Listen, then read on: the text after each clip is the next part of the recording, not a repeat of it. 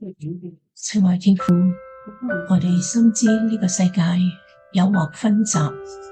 試探四伏，求你賜我哋力量，緊緊保守心靈。求你護佑我哋嘅心，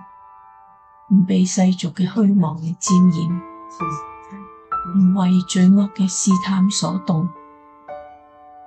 讓我哋能專注於真理同埋良善。